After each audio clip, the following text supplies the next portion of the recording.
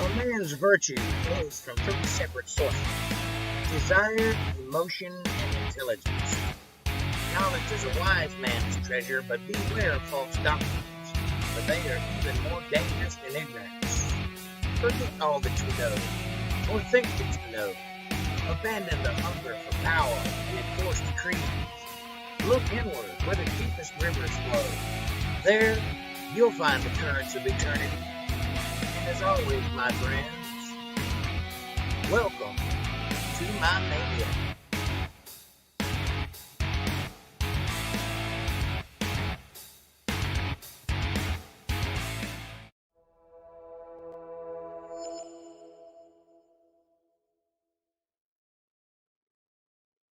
Genesis 32. Get ready for a rich man's attempted bribery and a completely unexpected fight with a stranger.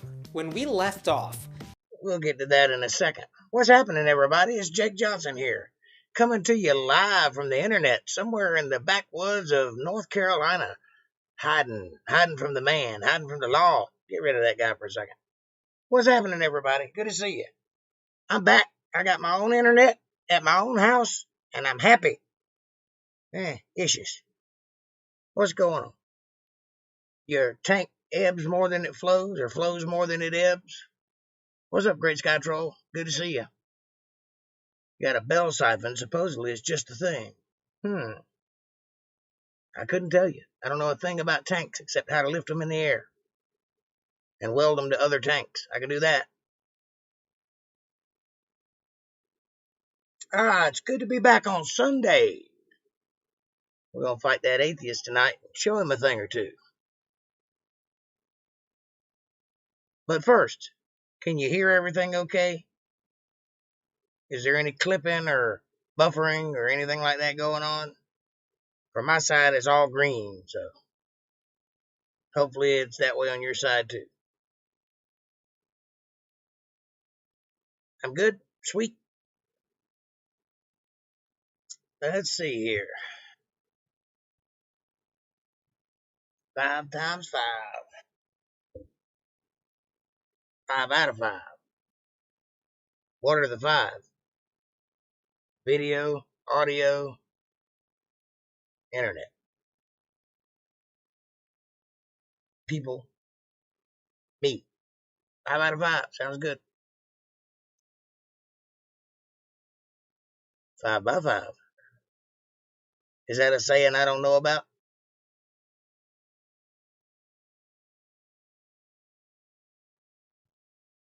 I gathered that it means that everything's coming out okay, but I don't know the exact context.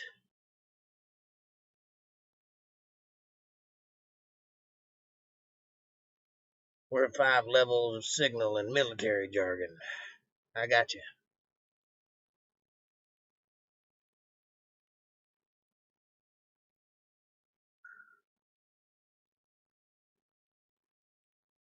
That's a big 10-4.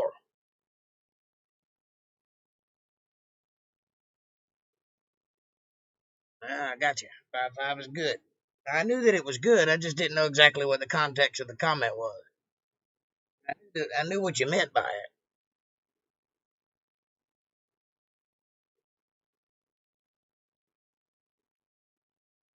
Anyway, I'm back at the homestead. I'm happy to be home.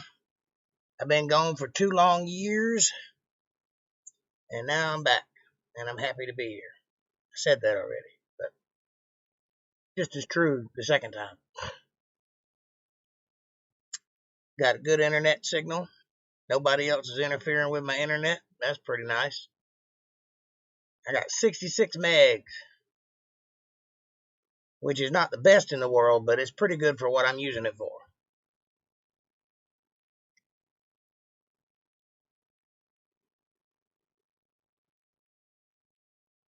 And I'm about to have a whole new floor in my house.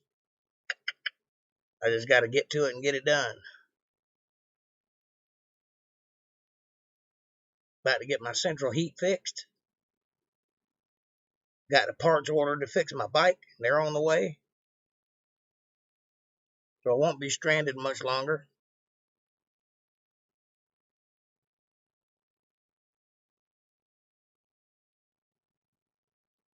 I even went to a party last night. Imagine that, me at a party. Woo!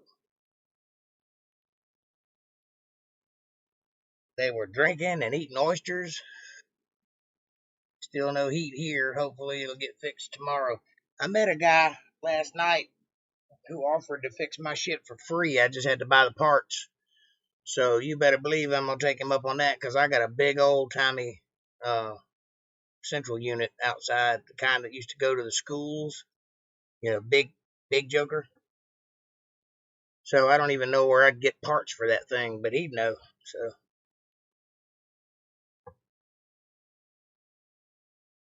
that's pretty nice to meet people and get things done. Now, if I could just meet somebody that'd come in and fix my floor for me, so I didn't have to do it. I'll do it, though. There's no problem. And I got one leaky pipe to fix. All the rest of my pipes are insulated, so they're all good. But that one pipe's leaking. I got to fix that, and everything should be fine. And I got to wash my house with vinegar to get rid of all the mold. So for a while, I'm going to smell like a little old lady lives here. Which was true for a while, so I guess no big deal. But I hope you get your heat fixed tomorrow, too. That would be nice, because it's getting cold. I don't know if it's as cold there as it is here, but it got down in the 30s last night.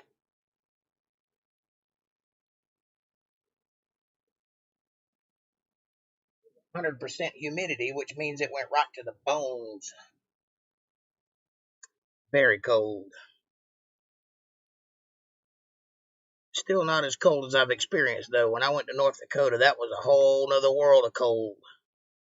I don't ever want to experience that again.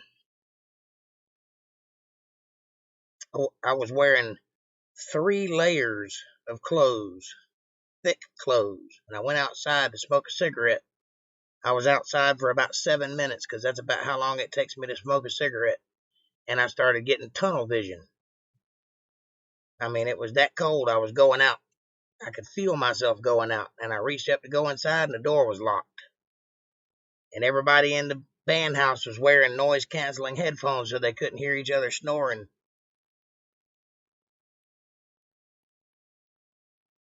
So I had a decision to make. I could either make a run for the store, which was across the street, hope I made it, or kick the door in. So I chose B and kicked the door in because I wasn't going to stay outside another minute. I thought I'd die.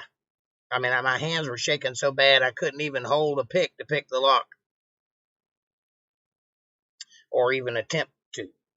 So that was not a good night. And I had to go the next day and buy some shit to fix the door with, but it was worth it because I didn't die in the freezing. But I could see how somebody could be outside a little too long in North Dakota in the dead of winter and never go back in. I imagine that happens a lot up there. But then again, the people that live up there are accustomed to it, you know. I did see a couple of Indians running around with nothing but a t-shirt on or no shirt. And that blew my mind because I was freezing. But I guess when you're used to it, you're used to it. Either that or they were so hopped up on drugs they didn't care, one or the other. That could have been it. Because that's like a very big meth area where I was at. So they might have been just hopped up. Who knows? So where are the girls at? They ain't got here yet. Or they hadn't started talking yet, one or the other. Still says it's just me and you. And one other person who isn't talking.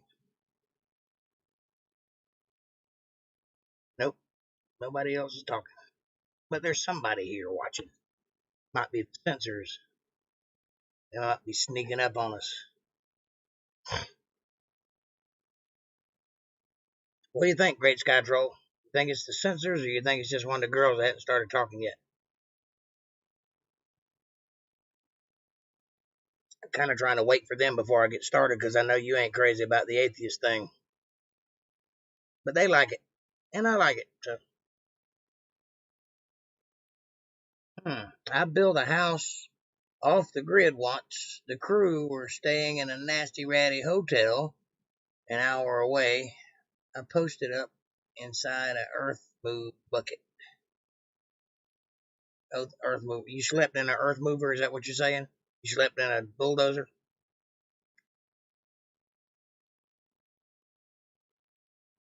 But it can't be that bad of a sleep if it ain't cold. It is nice and rounded, kind of like a bathtub. Under the bucket. Oh, you wasn't in it, you were under it. Okay.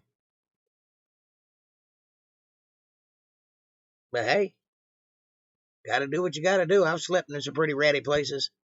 I ran away from home one time to save a friend of mine. I ran away from home. I told my mom I was leaving and when I'd be back, but he was running away from home, so I went with him so that he wouldn't be alone on the streets. And we walked for hours and hours and hours, and we found a mattress factory, and it was cold. But it was like Florida cold, so it wasn't really that cold, but it was cold to us. About 14.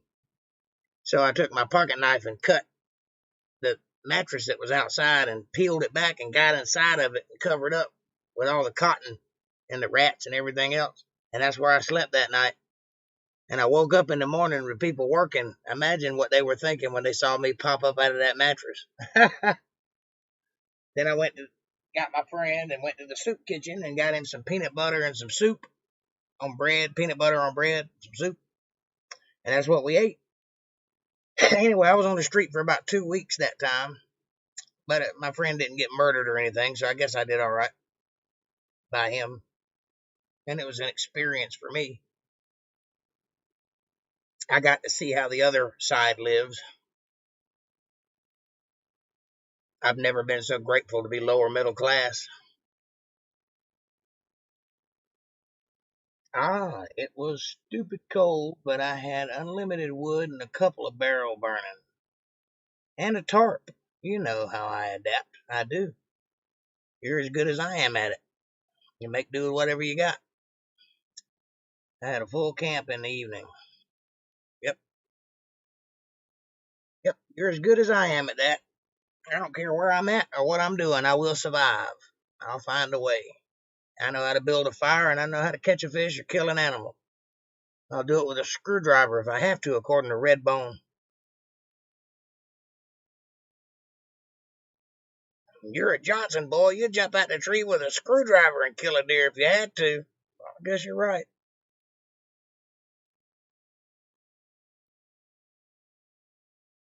Is that old man still alive, Redbone, or did he die?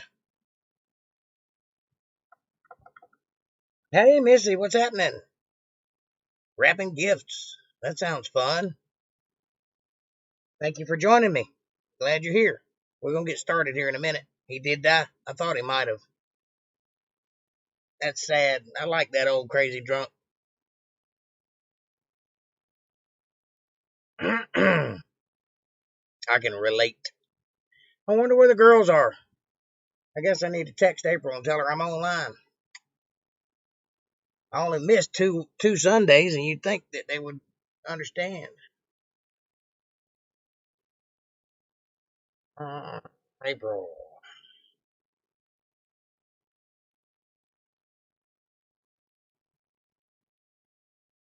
Online now. Pass it on. Whoop.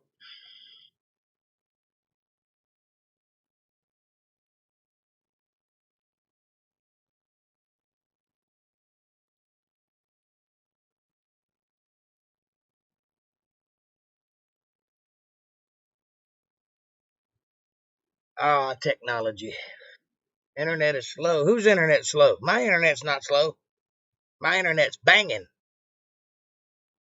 Catholic traditionalist, Jake Johnson Band. Do you have a link or a phone number so that I can participate? I can show evidence for God. Well, that's kind of what I'm doing here, Catholic traditionalists. And you can participate just by texting, because in just a minute we're going to be playing an atheist, and I'm going to be rebutting his every thought. I'm going to dismantle him like a weed eater, like a pack rat on crack. I'm going to take him down. I'm all jacked up on Mountain Dew, and I'm ready to rock and roll, if you know what I'm saying. So hang out with us, and glad to have you. Press that like, subscribe button if you would. Join us. We're here every Sunday at 8 o'clock. And Monday at 8:30, I do a Bible study. So if you want to check that out, you can do that too. But Wednesday and Friday, we just hang out and talk. Whatever comes up, comes up. But I'm glad to have you here, and you can check this out just as we're going. We're live right now, so just jump in whenever you feel ready. Oh, Lord. I think I might have broke my table. No, I did not. I just framed it a little. It's good. Okay, I'm going to get started anyway because they're not here yet. Well, maybe they are. It says we got 5 watching, so here we go. Strap in and buckle down. We're getting ready to go. Here's the friendly atheist. Genesis 32. Get ready for a rich man's attempted bribery and a completely unexpected fight with a stranger. When we left off... Stranger, yeah. Wait till you find out who that stranger is. Jacob and his cavalry of wives and babies were heading back home to Canaan, which means we'll eventually run into Esau. Big drama to come. But first, Well, considering Esau is his brother and that's where he's going, I would say, yeah, we're probably going to run into him, but I don't think it's going to turn out quite like you think it will. It's been a long time since Esau wanted to kill his brother. Let's take a trip on this biblical Oregon Trail. Jacob also went on his way, and the angels of God met him. When Jacob saw them, he said, "This is the camp of God." So he named that place Mahanaim. Just because you see hitchhikers doesn't mean you need to name the place after the hitchhikers. They're not hitchhikers, buddy. They're angels of God. Did you not read that? You just read it. Angels of God. That's a little different than a hitchhiker. And I would imagine if you happened upon an angel of God, you'd be pretty impressed too, if you knew who you were looking at. So, and naming things was kind of what they did in those days. So that's not unusual. Also, the place has a name already. You may not know it, but that doesn't mean you get to suddenly change all the road signs. Well, he did, so clearly he does. Do you not know how conquest works? Well, let me explain it to you. Some normal people build a place and they live there. like nomads. And then come some white people, and they take over, and they rename everything. And then you have places like America. It's not really that unusual, so deal with it. Jacob sent messengers ahead of him to his brother Esau in the land of Seir, the country of Edom. Hold on. Are you having trouble hearing him, or are you having trouble listening to him? I react badly to smug idiots too, but I want to make sure you can hear him. Which is it?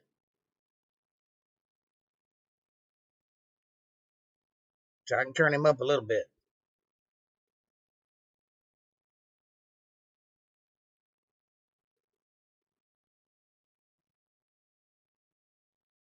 Moving on. He instructed them, "This is what you are to say to my lord Esau. Your servant Jacob says, I have been staying with Laban and have remained there till now. I have cattle and donkeys, sheep and goats, male and female servants. Now I am sending this message to my lord, that I may find favor in your eyes." He sent messengers? What about the angels we just saw? That was a different thing. He met angels. They were there to guide him, but he's going to see his brother. And yes, in those days we didn't have telephones or internet, so he sent messengers ahead of him so that they would know he was coming. And he also sent message that he was coming bearing gifts, in hopes that he wouldn't have to fight his brother, who last time he saw him told him he was going to kill him. So if you were under those circumstances, you'd probably want to schmoozed away also. Sure, yeah, I get it. He's fine, but very annoying. Yes, he is. I mean, his volume is good. Right, I got you. Well, I just wanted to make sure because sometimes it doesn't come through as good. Hey, April. But yeah, the whole point is he's supposed to be annoying. That's why it's a fight. If he was fun and happy and everybody liked him, it wouldn't be much of a challenge for me, now would it? I picked a guy who was smart enough to challenge me, but smug enough to be the bad guy. That's how dichotomies work. So, bad guy, good guy, bad guy, good guy, bad guy, good guy. Maybe it works, I don't know. I think it does. Forgotten about them already, or did Jacob see angels and think, you work for me now? No, he didn't say that, and he doesn't think the angels work for him. They greeted him. He was happy to see them. In those days, it was a regular occurrence to see angels. Not so much anymore. Hey, Kevin, what's happening, buddy? Listen, angels, if my vengeful brother wants to know where I've been for the past couple of decades, just tell him I was avoiding his wrath by staying at our uncle's house. And ... I am protecting myself with a suit of armor made entirely of infants. Why is Jacob saying... Now, where did you get infants from? Why are you making stuff up, Mr. Atheist? You're not having any trouble keeping your worldview together, are you? Because it sounds like you're having to make things up to justify your own means. He's the servant of Esau? Because a few chapters ago, we learned Esau was the servant of Jacob. Maybe Jacob's trying to get on his brother's good side now, which is why he's also bribing him with animals and slaves. Now, you see, when he said, this is your servant speaking, that's the same thing as saying, this is your friend speaking, or cordially inviting, or sincerely yours. It's how you would end a letter. It's not saying he thinks he's his servant. It's a pleasantry. It's a nicety.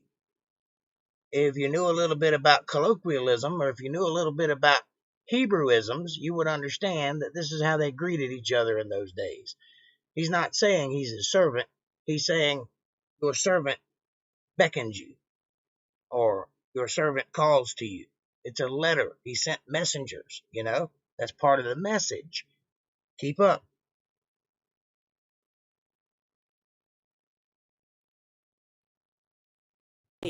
Or maybe he just forgot. This book is really hard to keep straight. When the messengers I reckon it is hard to keep straight when you keep making up meanings of things. You're adding a whole bunch to it that ain't there. It's very simple. A man went into a country where he knows a man used to be mad at him. So he sent servants ahead of him to try to ease the pain. So when he gets there, maybe they could have a cordial meeting. Not that complicated. returned to Jacob, they said, "We went to your brother Esau, And now he is coming to meet you, and 400 men are with him. He's coming to meet him halfway, and he's bringing an army with him, so Jacob is nervous at this point. He has no idea what's coming. Oh yeah, this is gonna end real well. Esau just wants to say hello to the brother who took everything from him. Well, Esau and 400 of his man friends. Well, kids will be kids, and that's kind of the way Esau sees it. However, Jacob doesn't necessarily know that. Jacob thinks he's probably still holding a grudge. In great fear and distress, Jacob divided the people who were with him into 2 groups, and the flocks and herds and camels as well. He thought, if Esau comes and attacks one group, the group that is left may escape. He has 4 wives. I wish I could have heard the conversation where he divvied them up. You 3, stay with me. 4th. Yeah, make sure you let me know if she answers, April, because I'm worried about her too. I didn't see her on Friday night. Wife, you and all the babies can just stand over there. Then Jacob prayed, O God of my father Abraham, God of my father Isaac, Lord, you who said to me, go back to your country and your relatives, and I will make you prosper. I am unworthy of all the kindness and faithfulness you have shown your servant. I had only my staff when I crossed this Jordan, but now I have become 2 camps. Save me, I pray, from the hand of my brother Esau. Notice that he's praying to the Lord, which is something you should do before you proceed into any situation. Say a prayer, because having God on your side helps immensely. For I am afraid he will come and attack me, and also the mothers with their children. But you have said, I will surely make you prosper, and will make your descendants like the sand of the sea, which can... This is a little bit overzealous on Jacob's part, because if he trusted God, he would know that God kept his word, as he always has. God said he would prosper him, and so he should trust that. But he's still nervous because he's a human, and he doesn't know that God will protect him from his own brother. Not be counted. Smart prayer. Hey God, remember how you promised to protect me? I'm just trying to remind you, in case you forgot. I need to cash in on this prayer right now. Interesting thing about this prayer, though. This seems to be the first time in the Bible where a character is talking to God, even though God's not literally there. First of all, these are not characters, these are people. This happened. These are people that lived on this earth. This is a record of an event. You're thinking about it like literature, which is why you have the biggest problem in the first place. Because you don't trust the history of your world. Because you're accustomed to your scientists writing bullshit books and you learning from them.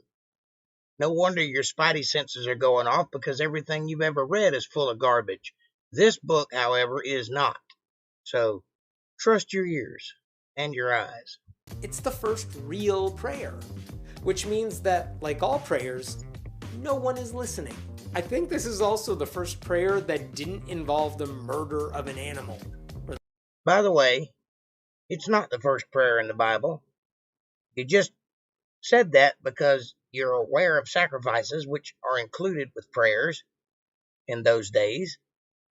So you know it's not the first prayer.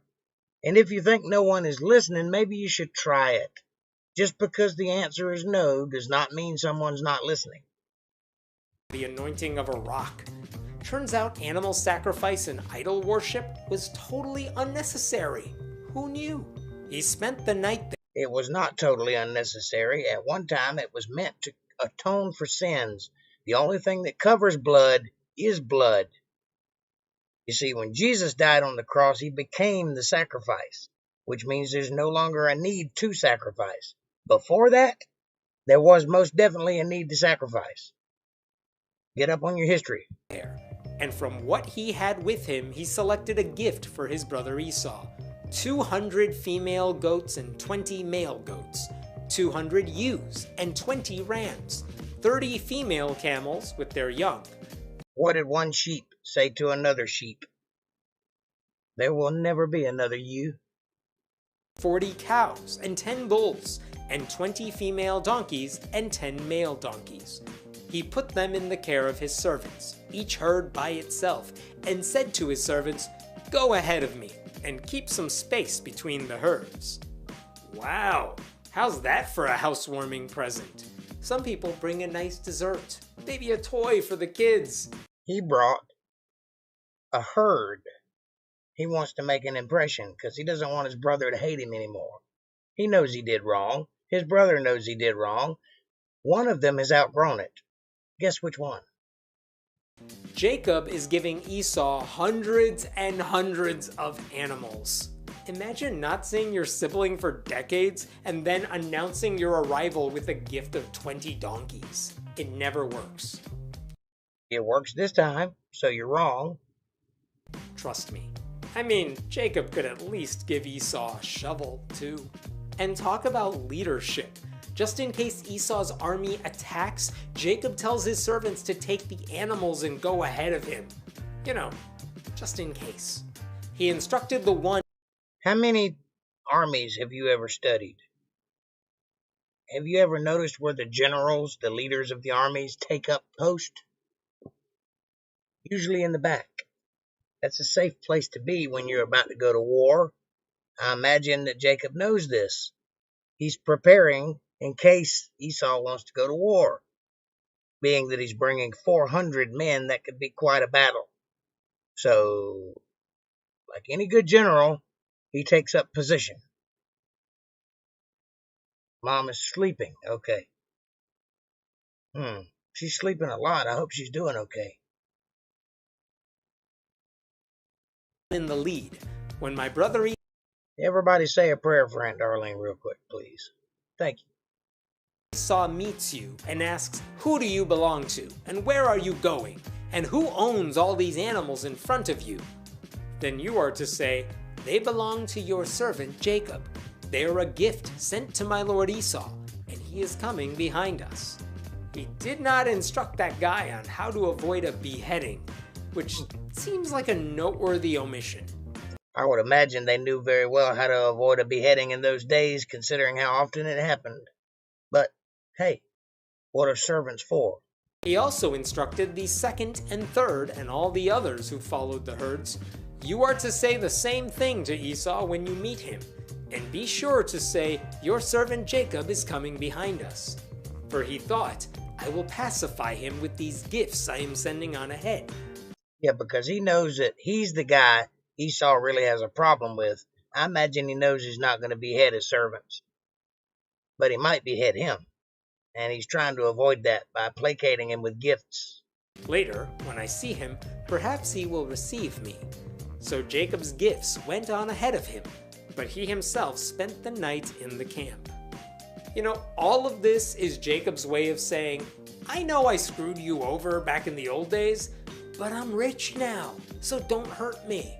Or maybe it's his way of saying, "I'm sorry." Have you ever considered that? That maybe there's a compassionate lean here? Maybe he's saying, "I'm sorry." After all, he is coming to him. Billionaires, they are always the same. They just assume money will fix everything. That night, Jacob got Money usually does fix almost everything.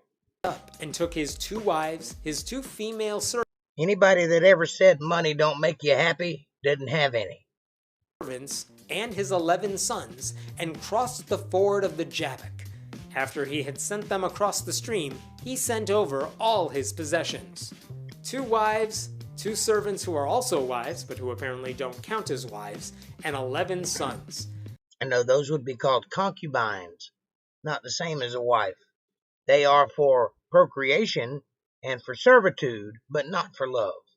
Although most wives aren't for love either, because most of the time in those days it was an arranged marriage. It was about business. It was about prosperity. It meant different things then to those people than marriage means to us now. So you can't judge them against us because we have a different way of living than they did. You might remember that Jacob also had a daughter named Dinah. You might remember that. Jacob apparently doesn't, because she's apparently not a part of his entourage. Maybe she's married and out of the house.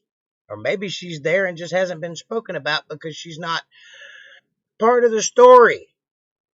Or maybe she is and she's just not important enough to mention, which means this is another example of the Bible not caring about women.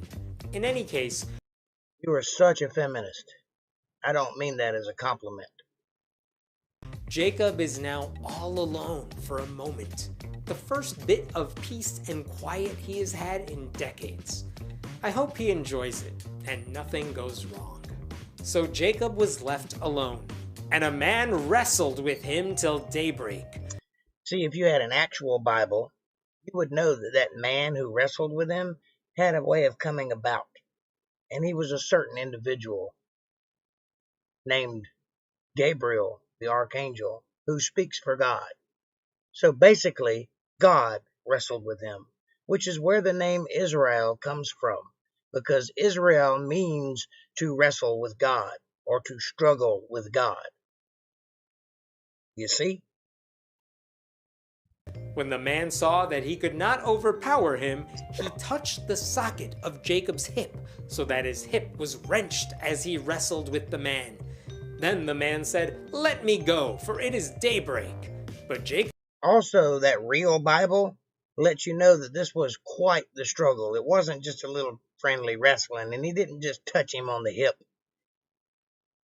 He damaged him, and still Jacob wouldn't let go.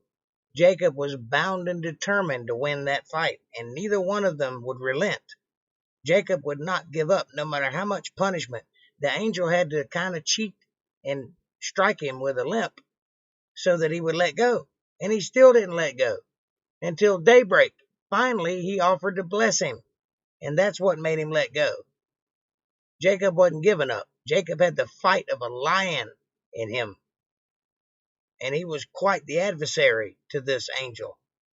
Jacob replied, "I will not let you go until you bless me." What the hell just happened? Jacob won that fight, if you want to look at it that way. At the very least, it was a draw with concessions. Jacob got a blessing out of it from this angel, whom he wrestled with the entire night till daybreak. Where did this man come from? Heaven. Why are they wrestling? What is... Because it's symbolic of the nature of the Israel people, the Israelites. It's a symbolic gesture because this is the relationship Israel will have with God throughout the rest of history. Kind of like button heads almost. It's very apropos. And if you would pay attention to the actual Bible, you'd get this detail because your Bible leaves out some important parts. Not by accident either. You are willingly ignorant of the truth. In the Greek, that's dumb on purpose. What is the family doing during this fight? Just watching from a distance? And what wrestling match ends with the winner saying, "Bless me, or I will keep beating you up"? The wrestling match that you have with God. Some Bible translations say the man touched the hollow of Jacob's thigh. Yes, causing him to have a limp for the rest of his days. The hollow is where the socket joins the hip. He broke his hip. That's what he did.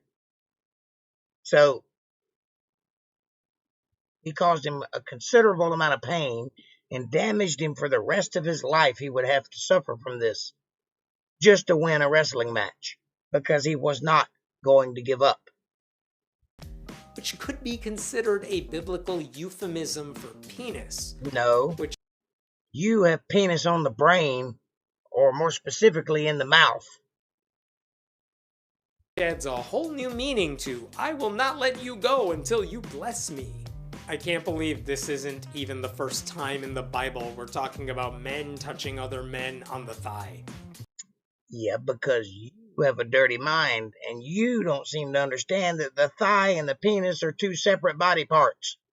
And they're not all that close. There's a lot of thigh. There's a little penis. Get penises out of your head. The man asked him, "What is your name?" "Jacob," he answered.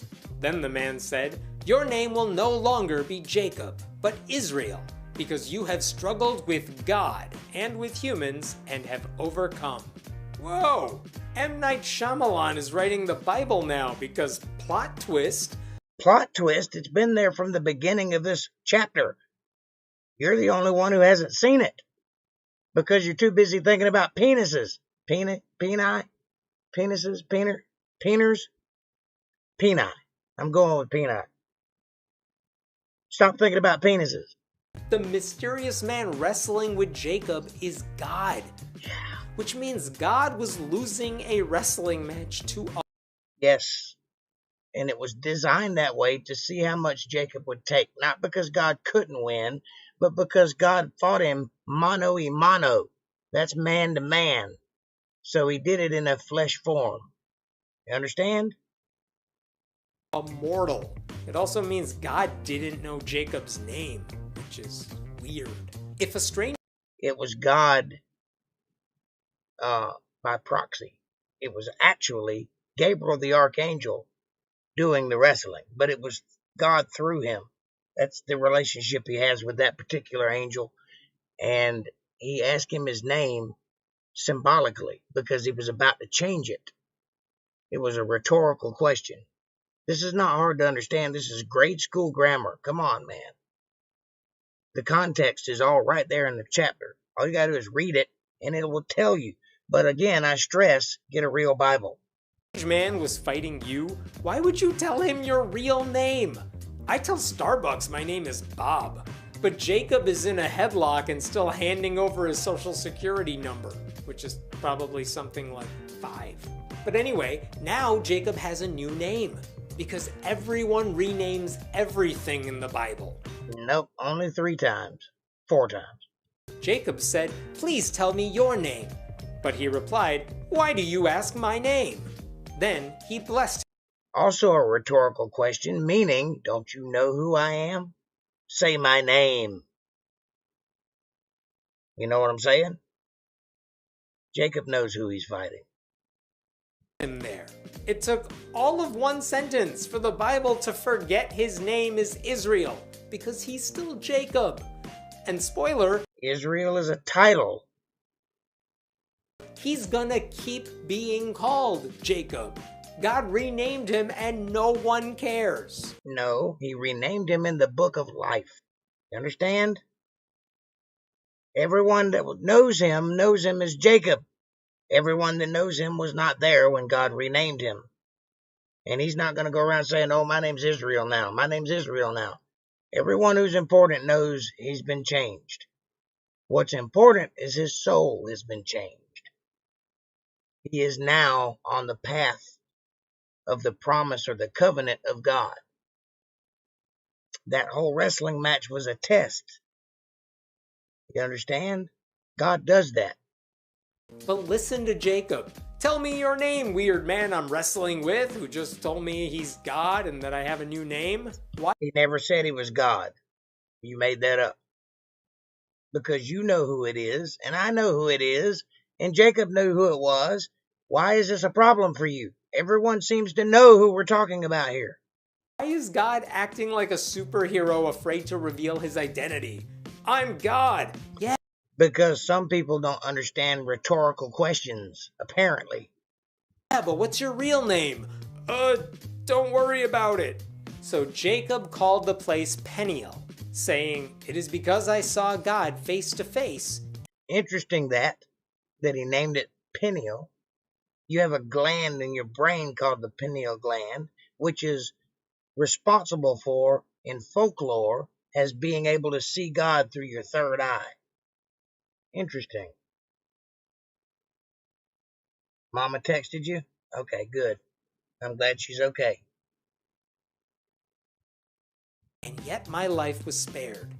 Look at how relieved he is about this.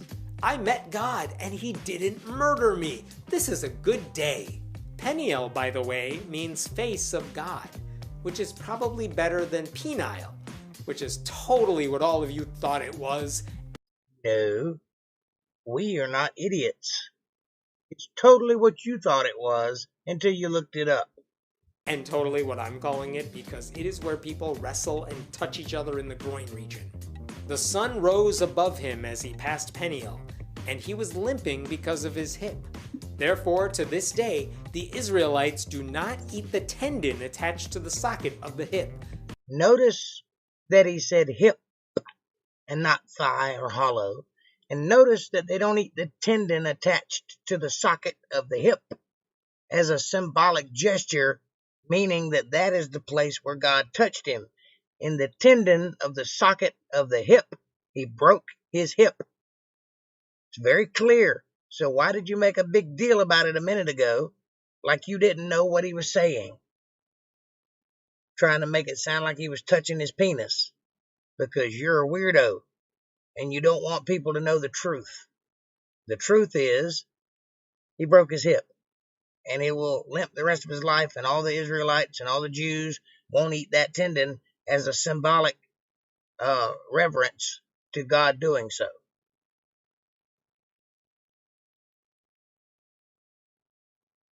Because the socket of Jacob's hip was touched near the tendon. There was a pointless wrestling match, and that's why Israelites don't eat a very specific part of meat. The same part of meat that he touched on his body. Do you understand why they don't eat that meat? And April, that's okay, baby. She can watch this video anytime. She don't have to watch it live. As someone who doesn't eat meat and doesn't know what hip tendon meat tastes like in relation to other meat, this whole section would... It would be gristly, because tendons aren't usually the thing you eat. Which means they're not really doing anything unusual by not eating it. Make way more sense if it just tasted bad and people didn't want to eat it. And Why? They just had to... Why would that make more sense? Because that would lend to your worldview that there is no God? Because you can't make sense of a simple story that is obviously allegorious to something else much deeper in meaning? Sheesh, man.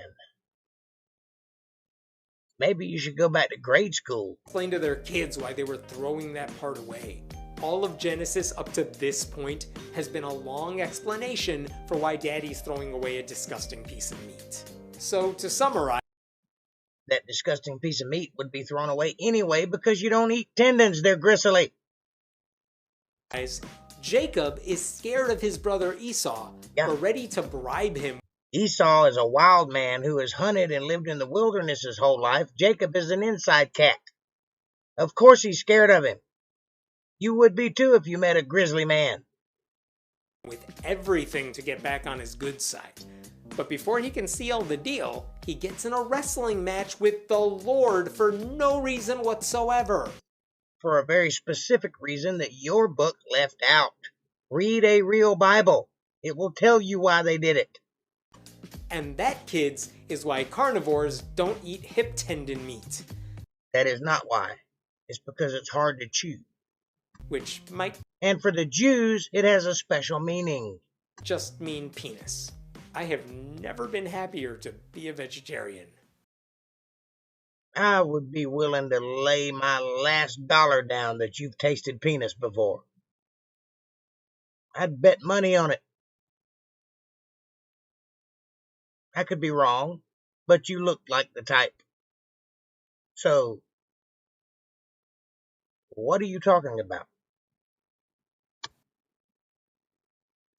Man, oh man, that guy annoys the shit out of me.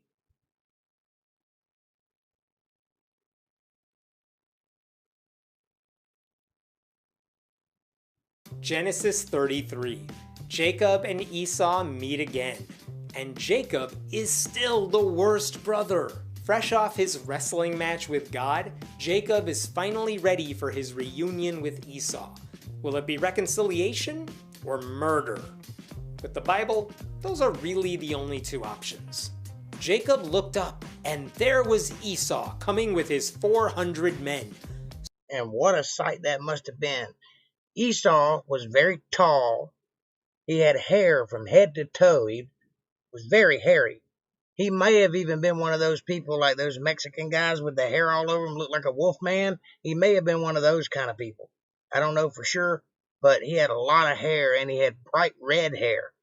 So he probably looked like a flame coming across the desert in front of 400 men. I would be terrified, and so was Jacob. So he divided the children among Leah, Rachel, and the 2 female servants. He put the female servants and their children in front, Leah and her children next, and Rachel and Joseph in the rear. He himself went on ahead and bowed down to the ground 7 times as he approached his brother. Ranking family members in order of importance is really the best way to remind everyone of where they stand. Rachel and Joseph are important, so they're in the back. Female slaves and their children are in the front though, just in case Esau's men barraged them with bullets and machetes. Or maybe he arranged them from tallest to shortest. You ever thought about that? Or maybe it was from relation to non-relation. Or maybe it was from male to female or female to male. Or maybe it was from parents to people without children.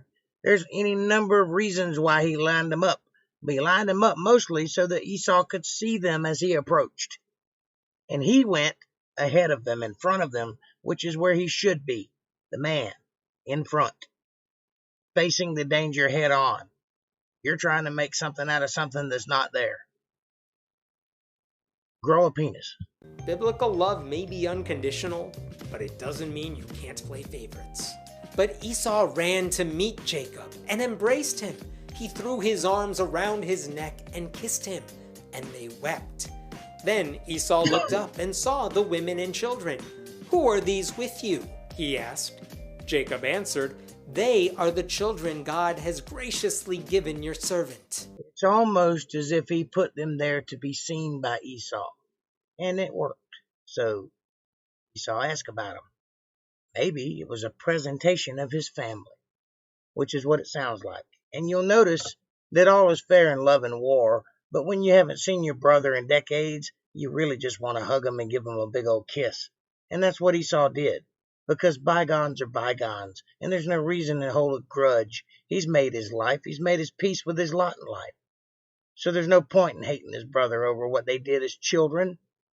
His brother, it wasn't even his idea. It was his mother's idea, and he probably knows that by now because grown-ups know things that children don't know. So there's a lot going on here, most of it emotional. Try to keep up. What is the point of having an army of 400 men if you don't use them? Awful writing. Esau's embrace of Jacob also. You know how Jacob didn't know whether Esau was still mad at him or not? Well, Esau didn't know whether Jacob was coming to settle his score or not. They both were prepared. You see, it was an uneasy meeting. But when they met, all of that went away and they were just happy to see each other. So that's why those people were there, not for any other reason. Also means that most of that last chapter was pointless. It was all about the preparation to meet him and the caution Jacob was taking, and it turns out it was all for nothing. And imagine the conversation that says, "Who are these people?" That's wife 1, and wife 2, and wife 3, and wife 4, and child 1, and child 2, and child 3, and child 4, and by the way. So you do know why he lined them up the way he lined them up. Isn't that amazing? You're their uncle. Better start saving up for their Christmas presents. Then the female servants and their children approached and bowed down. Next, Leah and her children came and bowed down. Last of all came Joseph and Rachel, and they too bowed down. That is a very short passage to describe a scene that must have taken at least 7 hours. Again, this isn't a movie. This is a story of real life. So it's not a scene. It's an event that happened. Esau asked, "What's the meaning of all these flocks and herds I met?" "To find favor in your eyes, my lord," he said. But Esau said, "I already have plenty, my brother. Keep what you have for yourself." Esau's like, "You know how you sent me a zoo?" Oh, Nicholas? Are you paying attention or are you just responding out of rote? Because it sounds to me like you're talking to me like I'm an atheist. Pay attention to what I'm saying, son. I'm talking sense, and I'm defending the Bible. I don't have any squabbles with what it says. I don't have any moral quandaries. and I understand the difference between truth and fiction. So hang out, press the subscribe button, pay attention, you'll learn something. In advance of your arrival? I'm good. I'm sending it back. You pay for shipping, though. No, please. Oh, were you talking to him? I'm sorry, my bad. I'm on the defensive. Yeah, you're absolutely right if you were talking to him. Please, said Jacob, if I have found favor in your eyes, accept this. Thank you, sir. I appreciate that, and I apologize for jumping the gun. I was just running and gunning, and I saw the comment. But you're absolutely right. He has a worldview, and when he reads something, first of all, he's reading the NIV, which leaves out a bunch of details that are very important to the story. And then, when he reads something he doesn't quite grasp, he makes up something to go along with it, so it sounds like he's right, which is the problem I have with him, because he's misleading people. So I'm putting this video out to correct the record. And I've been through every one of his videos up until now, and I will go through all of them concerning the book of Genesis. So I hope you hang out, and I hope you enjoy the rest of the show, and jump in anytime you have something you'd like to say. Gift from me, for to see your face is like seeing the face of God. Now that you have received me favorably, please accept the present that was brought to you, for God has been gracious to me, and I have all I need. And because Jacob insisted, Esau accepted it. Then Esau said, let us be on our way. I'll accompany you. Esau was well-to-do himself now, so he didn't need Jacob's gift, but he took it as a gesture of friendship, because he understood what Jacob was trying to do. He wasn't trying to buy him, he was trying to atone for his own misgivings. And Esau saw that, and they made up, so now they can live the rest of their lives together as a family, because they put the past where it belongs in the past. No one knows what it's like to see the face of God more than the man who's just wrestled with God. Correct. Though it's kind of weird to say that Esau, the hairy monkey-looking dude, reminds Jacob of God. That's not what he's saying. He's saying that it's glorious to see his brother again.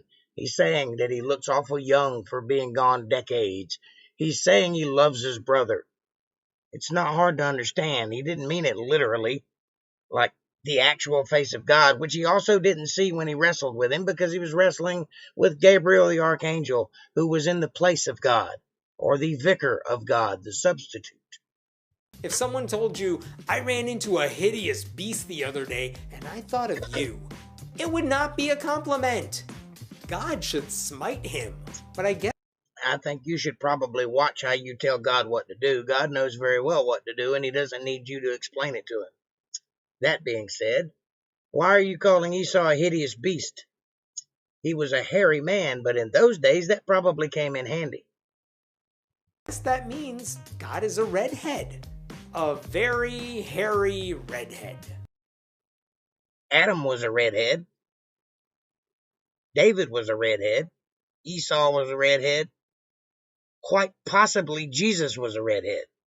Some translations lend that idea. However, he was of Jewish descent and probably had woolly dark hair. But there is some scriptures that describe him as glowing and having his hair being fair, which means red or blonde in those days. So it's quite possible that if God has hair, it's red. That being said, it doesn't really matter what color his hair is or if he even has any. He's God. And look at Jacob. No.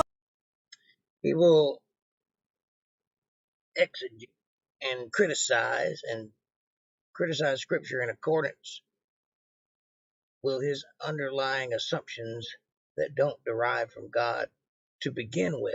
Thus, he was to flesh out where they do derive. Yeah. Otherwise, this is sound and fury signifying nothing. Yes, he's talking out of his butt. He's running off at the mouth. It doesn't mean anything. And if you listen to this guy, you don't have any common sense talking about people in general, because it's very clear that he'll say one thing and then 2 or 3 lines later he'll say what the truth is and mock it. But he starts with a lie. So if you just pay attention, he'll catch himself. I'm just pointing it out most of the time. It's quite entertaining at the very least, but it's not accurate. Oh no, brother, seriously, keep the animals. I can't deal with them. They are your problem. Really, take them. Now. At least the brothers are returning home together. It's a happy ending. Correct. They have made up. They no longer want to kill each other, and Esau has forgiven Jacob for taking his birthright, which was his mother's idea in the first place. Nothing can possibly go wrong now. But Jacob said to him, "My Lord knows that the children are tender, and that I must care for the ewes and cows that are nursing their young. If they are driven hard, just one day, all the animals will die. So let my Lord go on ahead of his servant, while I move along slowly at the pace of the flocks and herds before me, and the pace of the children, until I come to my Lord in Seir." Interesting. Jacob says, you take the front, I'll take the back, we'll meet up later. Do it for the sake of the animals. Esau. Yeah, because if you know anything about animals, you know they've already went on a long journey, and they're probably exhausted, and if you push animals too hard, you see, they don't sweat, they pant. Which means if you push them too hard, they'll die. You can run a dog to death, or a horse, or a sheep, apparently. So this is not unusual. Said, "Then let me leave some of my men with you." "But why do that?" Jacob asked. "Just let me find favor in the eyes of my Lord." Probably because I haven't seen you in 4 decades, and I'm a little bit suspicious about your intent. This is also normal. So that day, Esau started on his way back to Seir. Jacob, however, went to Succoth, where he built a place for himself and made shelters for his livestock. That is why the place is called Succoth. Yeah, probably because they needed shelter for a few days. Maybe they were tired. It's been 2 minutes and the brothers are already arguing over nothing. Didn't sound like an argument to me. It sounded like one went home and one went over here for a little while, and then he'll meet him there. That doesn't sound like an argument. That is the most relatable thing I have ever seen in the Bible. And yet you made it up entirely. Imagine that. Esau's pushback is intriguing. He's telling Jacob it's fine if he wants to bring up the rear, but he wants some of his men right there with him. Not a lot of trust in this family. Would you trust somebody you hadn't known for 4 decades, or however long they were apart? That sounds to me like Esau is being cautious, and probably has every right to do so. Not a problem. But Jacob convinces Esau to let him walk alone. Sneaky. Did that just say Jacob went to Succoth and that's why he called it Succoth? You don't. It did say that because this is a book which has a reader in mind. So when you lay out a narrative, sometimes you have to explain the meaning of the narrative. Not because that's how it happened chronologically, but because there's a reader reading the story. Come on, man. I don't get to take credit for that. I once visited Chicago. That's why it's called Chicago. But check that out. Jacob decided to take a detour. Instead of going to Seir, he went to Succoth. And why does that bother you? Maybe he wanted to take in the sights. Maybe he had business in Succoth. Maybe he didn't want to stay at his brother's and impose on his already generous forgiveness. Maybe he didn't want to wear his welcome thin. Maybe he thought it was a good idea to take it in small baby steps rather than just moving in with the guy. Has any of this ever occurred to you? Built a new home there. You would think someone would have noticed the disappearance. After Jacob came from Padan Aram, he arrived safely at the city of Shechem. By the way, Jacob didn't disappear. He went to Succoth, and everybody knows about it because they wrote about it in the book. Canaan, and camped within sight of the city. For 100 pieces of silver, he bought from the sons of Hamor, the father of Shechem, the plot around where he pitched his tent. There he set up an altar and called it El Elohe Israel. What was the point of building a house and a stable in Succoth in the last section if he quickly went to Shechem? And now maybe he had business in Shechem. Maybe that's on the way to his brother's house. Maybe he just wanted to take in the sights. Maybe there's not good altar building areas in Succoth. Why is this a problem to you? It's just telling you where the guy went. It's not like he's plotting against Esau or anything. He's just traveling. He's buying real estate? He is never gonna make it home at this rate. So Jacob was finally reunited with Esau. So it was on the way to his brother's house. So to get from there to there, you have to go through here. Okay? His first order of business was telling another lie. Esau has been screwed over repeatedly in the Bible, yet he embraced his brother when he finally saw him again. So why do you think he lied to him? He didn't lie to him. I didn't hear him say anything that was a lie adjacent. Esau has been the good guy during this entire story arc, and no one cares. Everyone cares. That's why it's in a book. That's why we're reading about it. What are you talking about?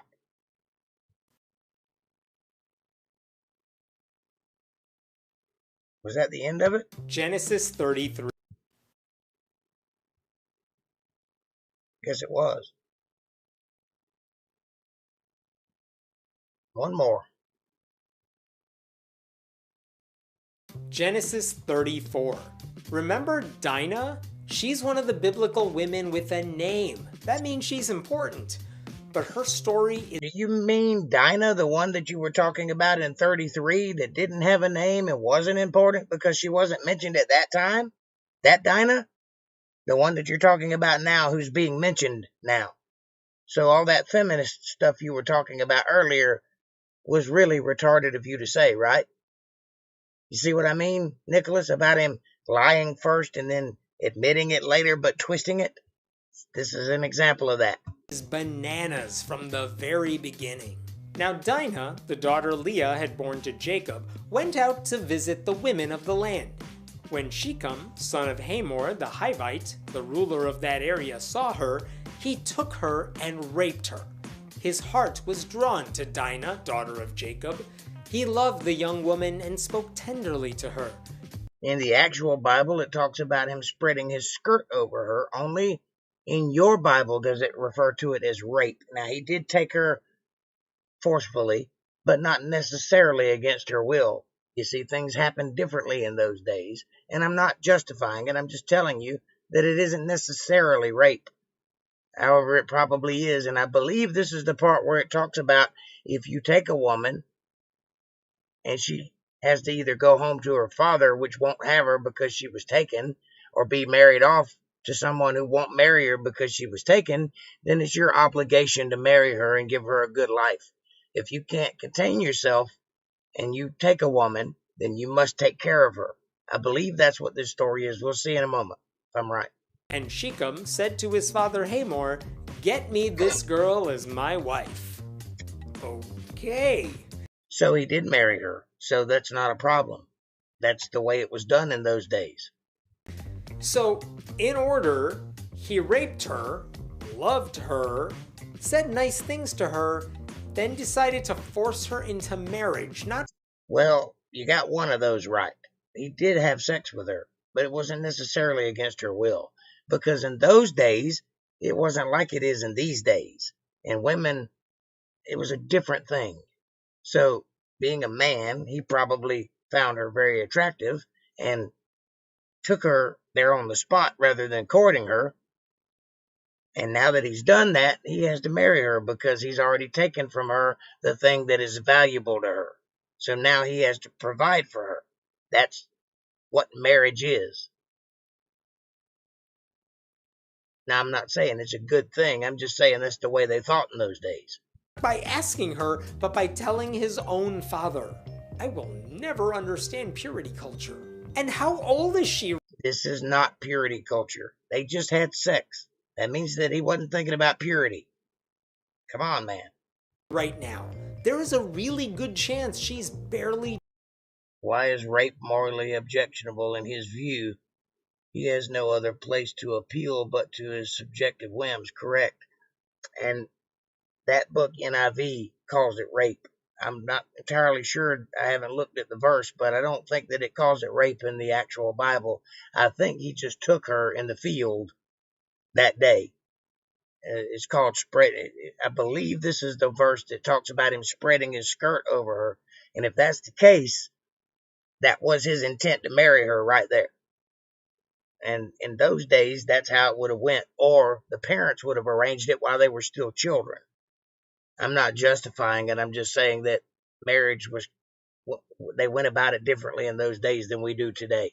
And you're right. He complains a lot, but he tries to compare 2,000 years ago to today's standards and sensibilities, and it just don't fit because they were different people back then. They were savages. I'm going to look at the Hebrew English lexicon and see what the word actually means. If I had a moment, I'd do that also, and thank you for doing that. But I'm pretty sure that verse talks about him spreading his skirt. I don't think it calls it rape. If I'm wrong, then I'm wrong, but I don't think I am in this case. Double digits years old. When Jacob heard that his daughter Dinah had been defiled, his sons were in the fields with his livestock, so he did nothing about it until they came home. What? A man raped my daughter? I am so mad that I'm gonna wait a few hours before I even tell anyone about it. Well, what would you have him do? Run out and kill the man? He doesn't know for sure what happened. He's only got one side of the story. And again, I'm not entirely sure we're talking about rape as much as we're talking about just taking a woman forcefully, which is today considered rape, but then not so much. But in some cases, they do consider that defiling a woman because now she no longer has virginity, which is the value of a woman in those days. So I guess you could call it rape, but he intends to marry her, so that is what negates it. That's what turns it into something different. If he left her there in the field, he would be guilty of rape. Which verse dealt with the alleged rape? I believe it was Genesis 34, somewhere around 1 or 2. It's between 1 and 7. It's right there in that first part of 34. Then Shechem's father, Hamor, went out to talk with Jacob. Meanwhile, Jacob's sons had come in from the fields as soon as they heard what had happened. They were shocked and furious because Shechem had done an outrageous thing in Israel by sleeping with Jacob's daughter, a thing that should not be done. According to their culture, this is a thing that should not be done. But according to that man's culture, that's not necessarily the case. You see, we're talking about two different peoples here. That man took a woman that he found to be attractive because he intended to marry her. So he went ahead and got his prize up front. Now, according to the Jewish people, this isn't how you go about it, which is why the kids were mad about it, the brothers. They didn't like it a bit. But she ends up marrying the guy, so everything works out in the end. Well, it should not be done everywhere, not just Israel. Also, he did not sleep with her. Yeah, he did. He raped her. I'm not so sure it was put that way. We're about to find out. Nicholas is on the case.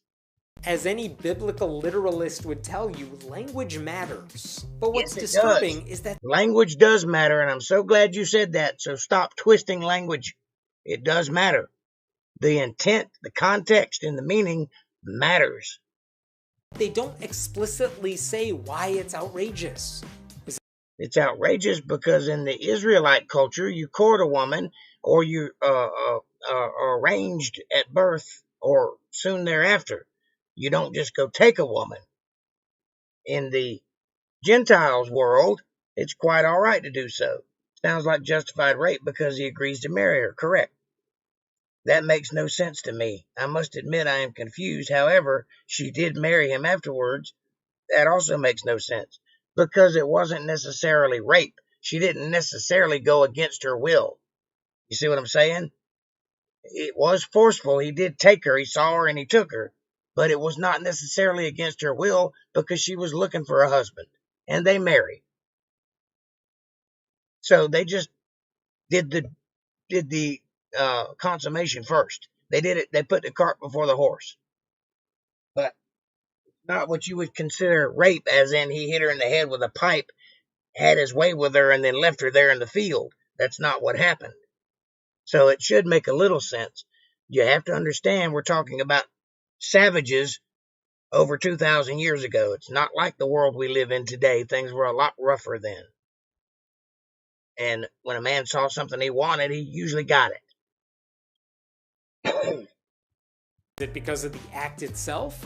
The lack of consent? Her age? Nowhere does it say she didn't consent.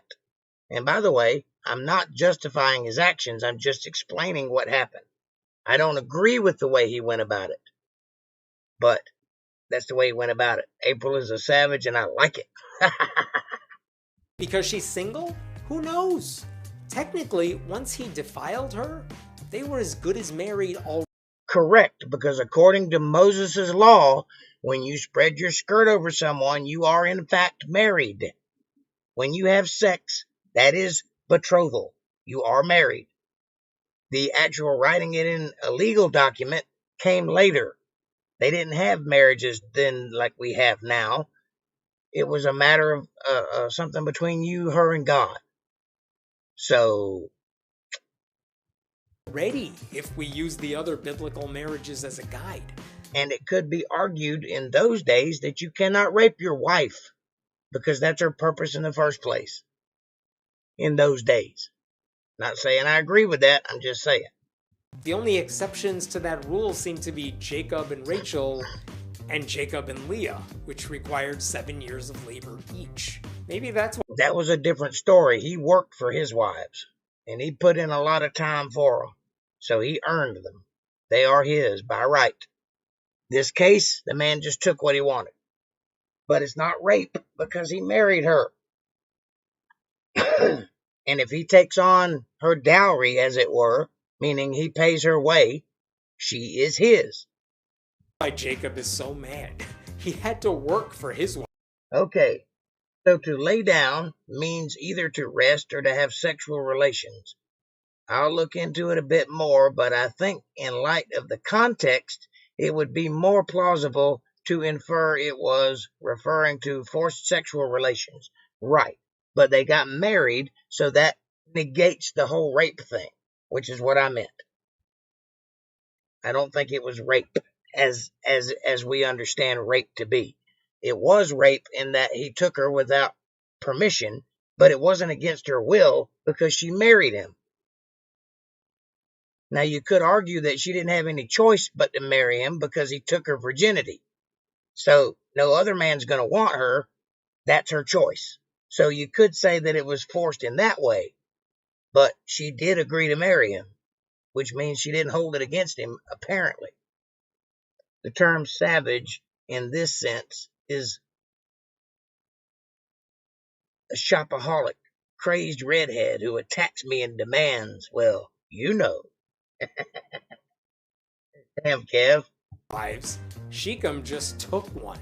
But Hamor said to them, "My son Shechem has his heart set on your daughter. Please give her to him as his wife." Sounds like he had his penis set on her, too. "Intermarry with us. Give us your daughters, and take our daughters for yourselves." Now, you see, that father just fixed the whole thing because he offered his daughters in return. So now there are two big families who are now together, and that brings power. So you see, ultimately, not necessarily the beginning, the context, but ultimately this worked out in everyone's favor. This is a complicated scenario because when you put feelings involved, somebody's getting hurt. Somebody's getting wronged. But when you look at it like a business transaction, everybody worked out in their favor. So this was a good thing, ultimately, that these two got together. But to call it rape is a little misleading because it wasn't exactly rape.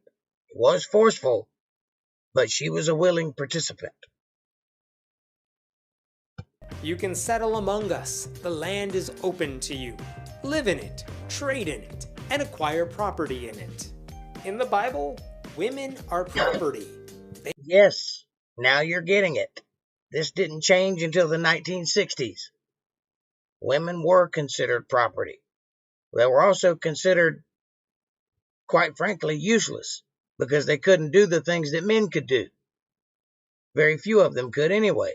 So when a daughter was married off, the husband usually paid a dowry, or his father did. That means that he paid for the daughter like the exchange of property.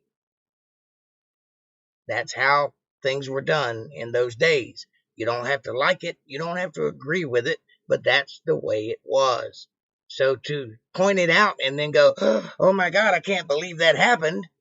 Well, you should read some of the other stuff that's happened in those days. It was a tough world we lived in for a long time. They are commodities. This is a perfect example. We want your daughter. In exchange, we have some girls we'll give you. Let's trade. Yes. Now you're just pointing out the obvious. Should I refer to you as Captain Obvious?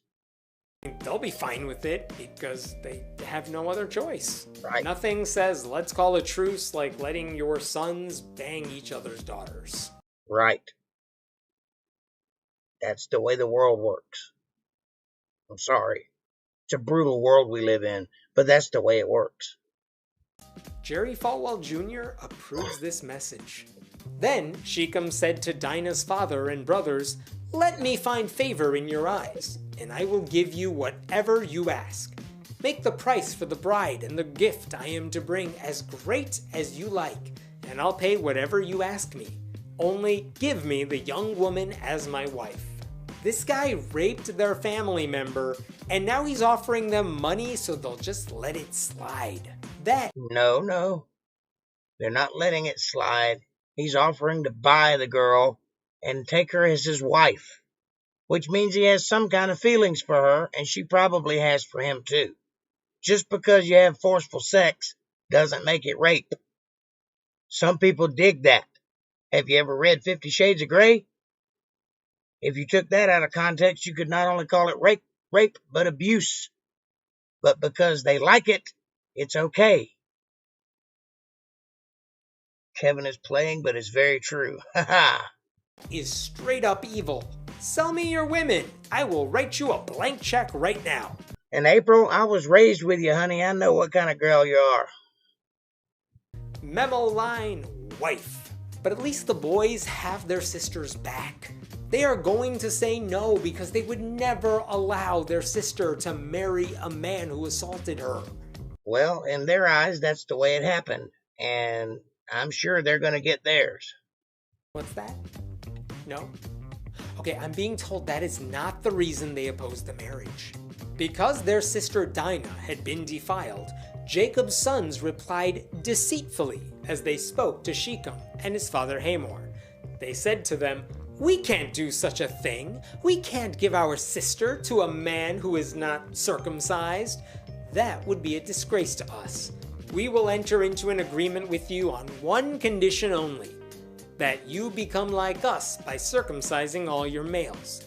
This is called a conversion, and it's normal even to this day. When people of different faiths get together and get married, one of them will convert. This happens, even today. So it's not unusual. "Then we will give you our daughters, and take your daughters for ourselves. We'll settle among you, and become one people with you. But if you will not agree to be circumcised, we'll take our sister and go. You can't marry our sister with a..." You can't marry our sister until you convert to our religion and take it seriously, which involves circumcision. Guess what he does? Penis like that is a thing I never want to hear from anyone ever. I swear, everyone in Jacob's family lies about everything. What lie have you heard? What are you talking about? There's no lies being told here. Everything that is said has been above board. No lies. Stepping back for a second, they are now making a deal with their sister's rapist, saying, "We don't want you to marry her." But instead of explaining why, they make up a lie about the men in his city not being circumcised. Because that's not a lie. Those men were circumcised. That is their religion. Not a lie. You just don't understand. But surely, no one would command every guy in town get circumcised just so he can get married. You haven't read the Bible, have you? Not only that, there was a place in the Bible where one king demanded that everyone pluck out their right eye to swear fealty, and they did. That would never happen. Their proposal seemed good to Hamor and his son Shechem. Oh my God, they are going through with this. The young man, who was the most honored of all his father's family, lost no time in doing what they said, because he was delighted with Jacob's daughter. And by the way, when you're an infant, it takes about 8 days to get over a circumcision. When you're an adult, it takes about 8 weeks, and it is excruciating. So this is quite the commitment this guy goes through. His whole town, or at least his whole family, goes through so that he can marry this girl that you think he raped. Think about this for a minute. So Hamor and his son Shechem went to the gate of their city to speak to the men of their city. "These men are friendly toward us," they said. "Let them live in our land and trade in it. The land has plenty of room for them. We can marry their daughters and they can marry ours. But the men will agree to live with us as one people only on the condition that our males be circumcised, as they themselves are. Won't their livestock, their property, and all their other animals become ours? So let us agree to their terms and they will settle among us. How about it, men? I really want to get married, but instead of buying me a wedding gift, I just need you to unbuckle your pants. No, it's not a bachelor party. Someone hand me a knife." By the way, in those days, a marriage like this would be beneficial and sought after because it would raise one's status. Because when you intermarry, you share in the wealth. And if you marry into a wealthy family, you by proxy become wealthy. So you see why this is a sought after relationship. To be clear, the only reason all these men are going along with the plan is because it'll make them richer. Yes. If Jacob's daughter joins their tribe, it'll increase their net worth, and they'll do anything for that. Yes, because money is hard to come by even then. Anything. Of all the reasons you might consider slicing off your foreskin, would you do it in exchange for some cows? If I was starving to death, yes. The men who went out of the city gate agreed with Hamor and his son Shechem, and every male in the city was circumcised. Really? No objections? Not one. You know why? Number one, they understood the meaning behind it. And number two, it increased their wealth significantly, which is why they did it. So, yeah. Everyone's getting circumcised so a rapist can marry his victim? Tribalism is dangerous. Have you heard her say she was a victim? Because I don't recall that part. Sounded to me like she was a willing participant. Which makes it different than what you think it is. Which means your entire argument is wrong. Has no basis. Just because you call it that, don't make that what it is. No, Nicholas, he is not dishonest. He believes what he says. That's what is crazy. I am with you, brother, that he is way off. Yeah. Yeah, he does believe in his own garbage, I think. Sometimes I think it, and sometimes I think he's being dishonest. I don't know which, but either way, the end result is he's wrong.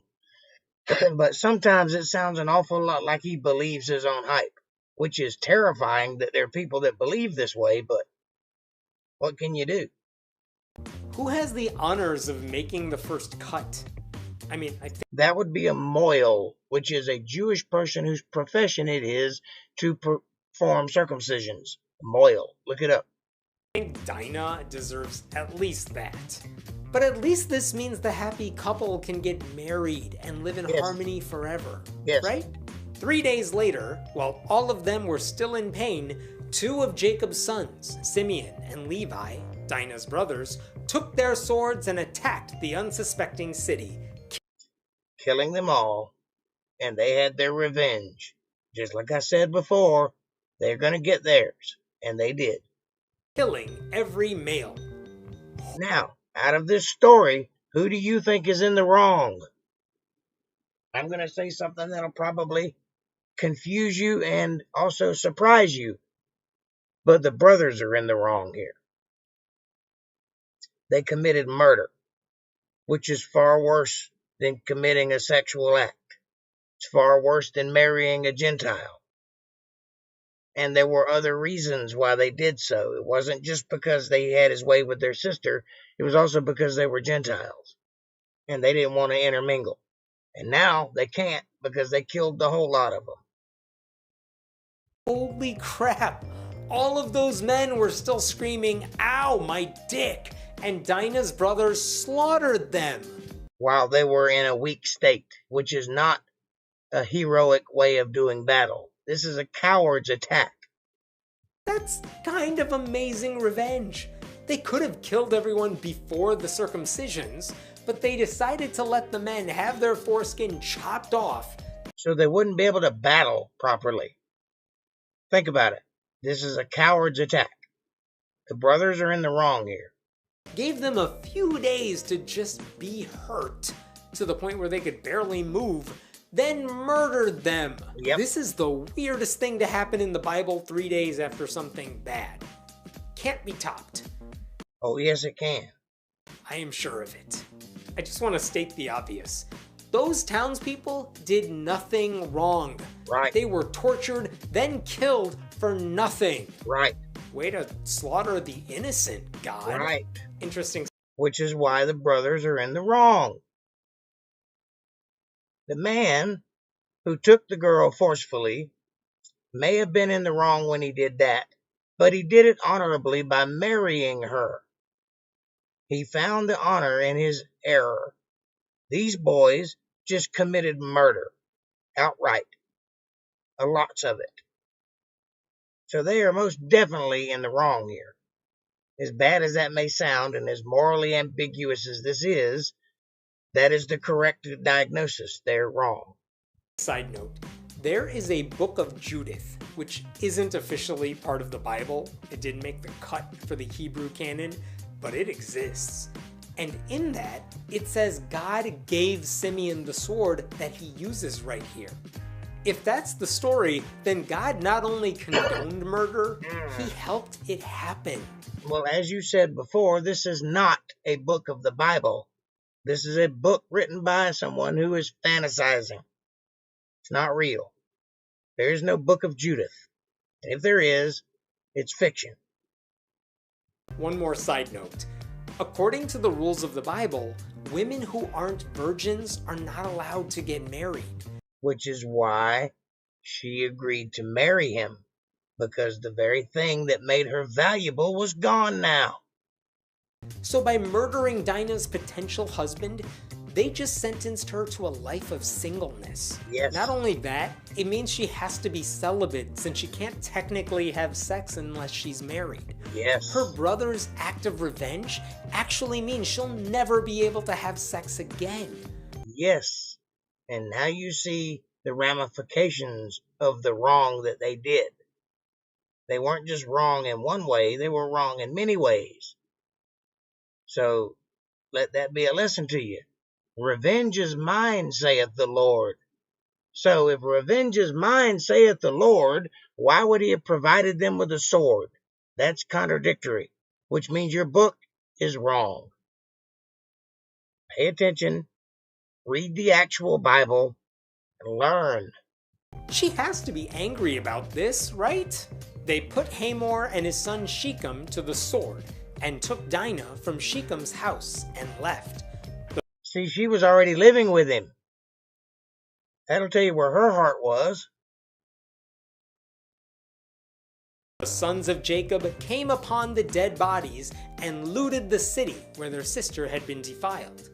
They seized their flocks and herds and donkeys and everything else of theirs in the city and out in the fields.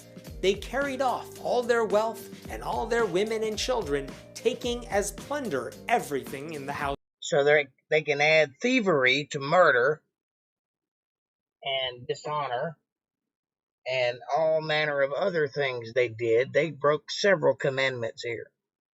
They are most definitely in the wrong. How dare you rape our sister? We're gonna kill the men and kidnap the women and children because we are the good guys. Has anyone asked Dinah if she's cool with all this? No, and she wasn't. And by the way, these brothers are not the good guys of the story. As weird as it is, Dinah and Shechem are the good guys. Of course not. Why do I even ask? Some versions of the Bible say, and I'm paraphrasing here, the sons of Jacob came upon the dead bodies and looted the city because they had defiled their sister, which suggests every man in the city had sex with her. All of them. Then Jacob said to those versions of the Bible are as wrong as your version of the Bible. Read the King James Version. That is the only version of the Bible whose lineage can be traced back to Antioch directly.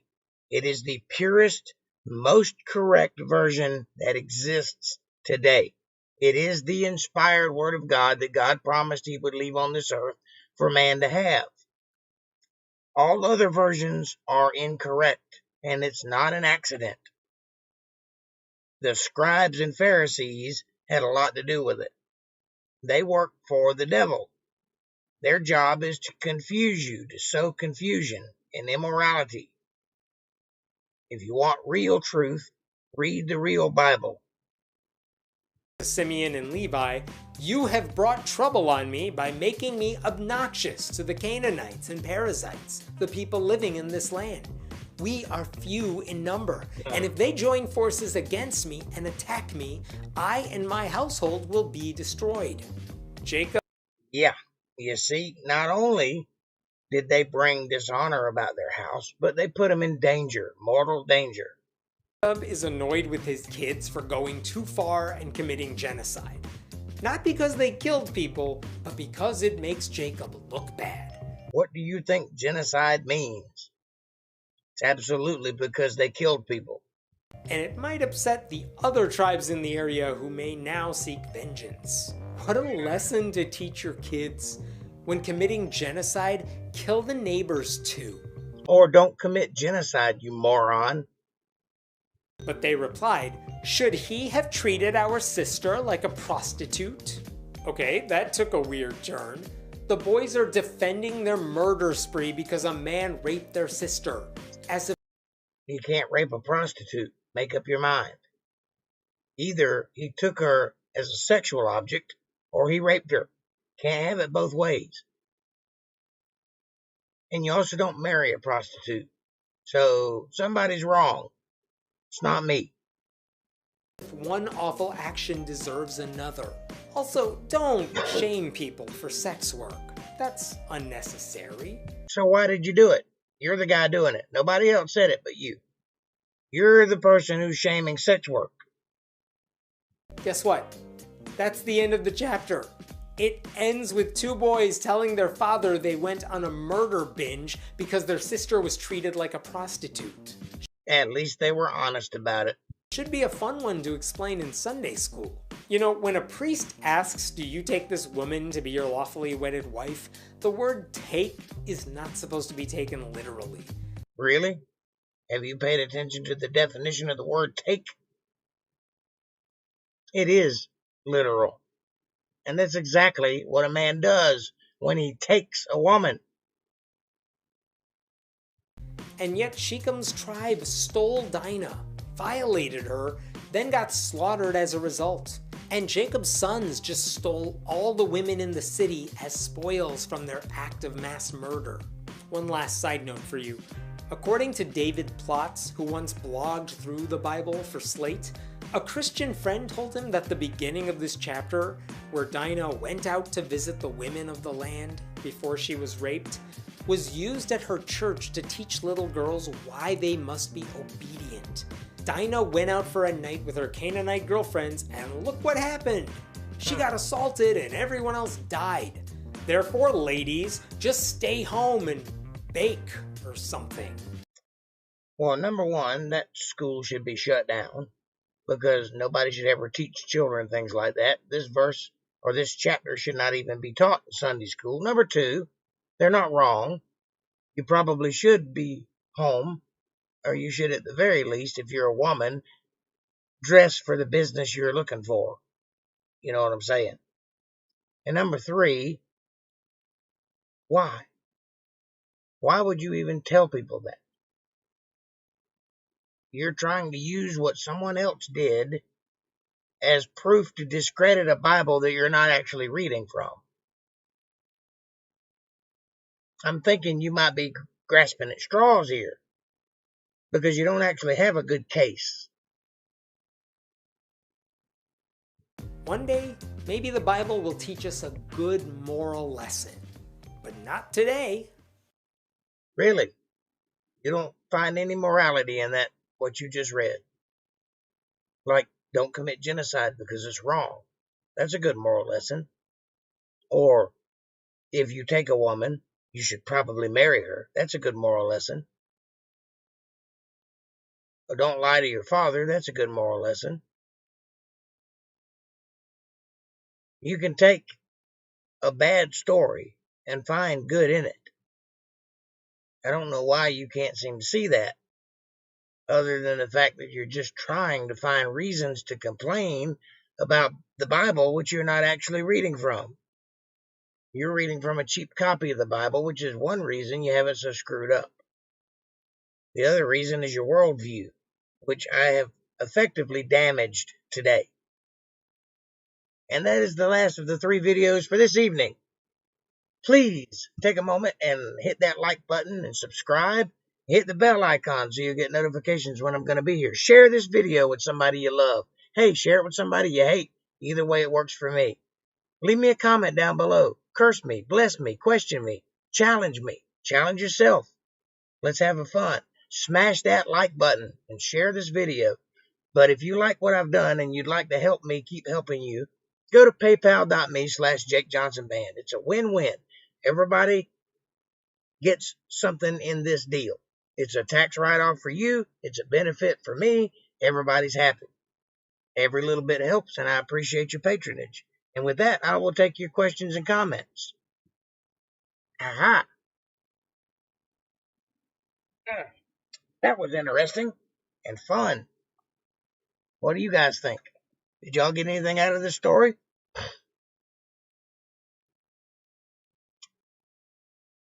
Who'd have thunk it would have ended in genocide? Apparently the atheist did. And I don't think he understands why that's bad. But I could be wrong too. Tell me what's on your mind. Have you guys finished shopping yet? Or are you still in the store?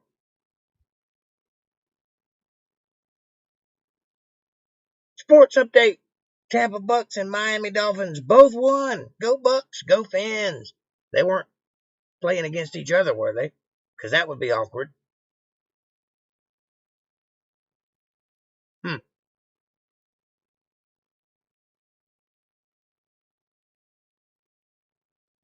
What you think, Kev?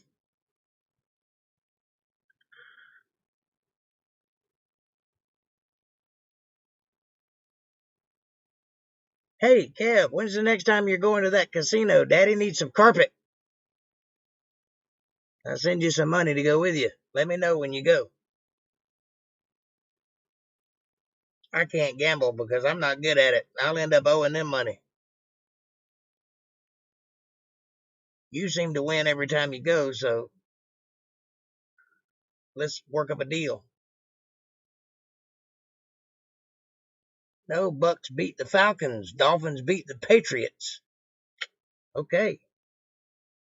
One day I may understand sports. It's not going to be today.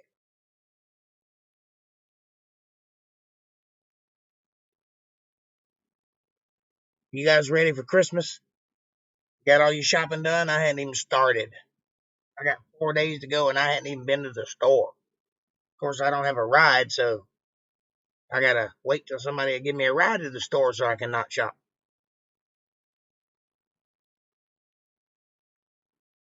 But I am planning on doing a Christmas special, so you guys be able to join in for that. I cannot stand sports otherwise. I was happy to see the Bucks and the Dolphins win. Woohoo, I can't stand sports otherwise. Yeah, I don't know anything about sports, but I enjoy reporting on it because it makes Kev happy, and I like that.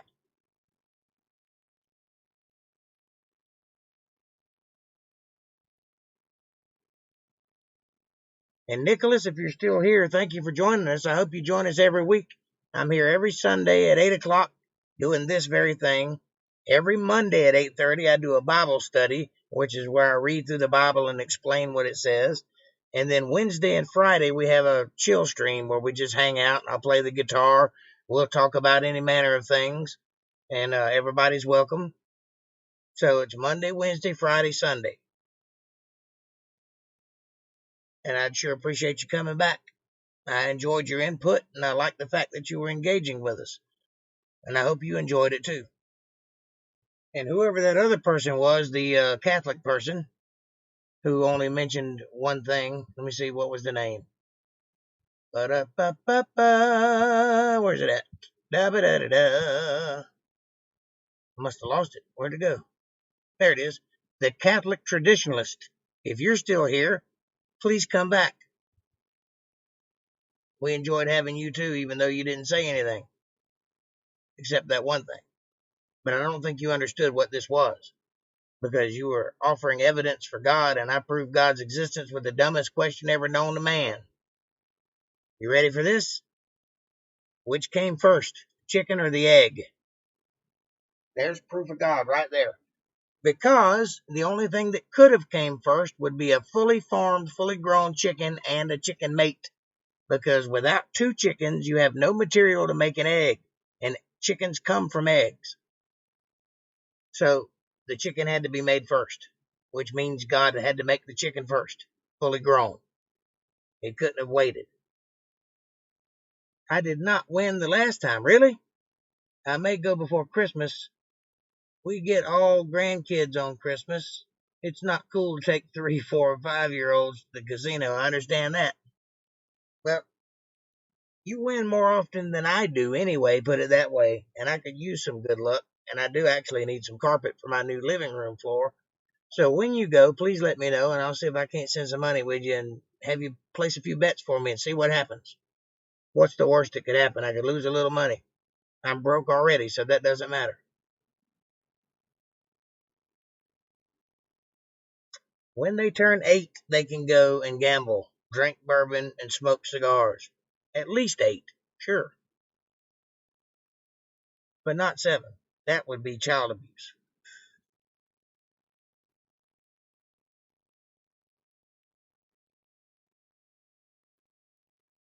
I started smoking when I was 13. I remember the day. It was a Marlboro Red, and it made me high as a kite. When I was walking down the road with 2 other friends, and they were smoking, and they asked me if I wanted one, and I said yes. I lit it up because I wanted to fit in with my friends, and I ain't never stopped. Been smoking ever since. But now I make my own cigarettes, complete with filters.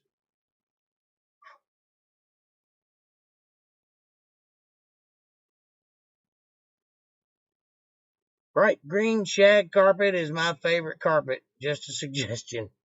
Well, I'm probably going to go with a charcoal gray because that's my favorite color. But I like shag carpet too. Fluffy. I like the feel of it on my toes. You started at 13 too?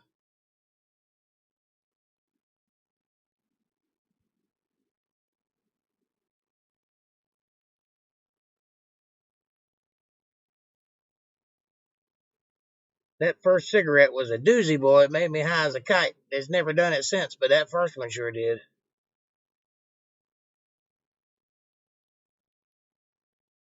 I couldn't even walk straight. I was like I hadn't had a V8 leaning.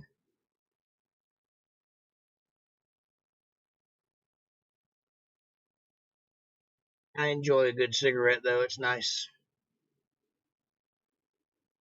Oh.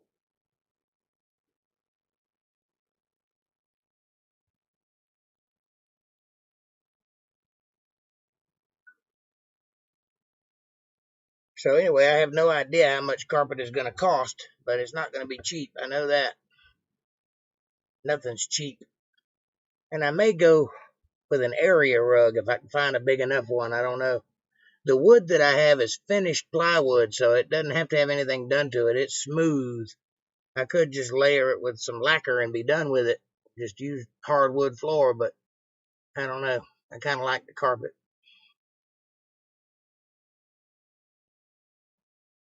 The carpet I have now is mauve, and that's a hideous color, but it's all moldy and irreparable. I don't think I could clean it well enough to put it back, so got to replace it. Plus, it's 100 years old. Well, 50 years at least. So it's time for a new look, and I think I'm going to go charcoal gray or dark, almost black.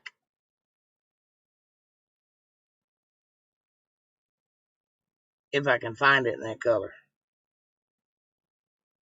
We have no carpet.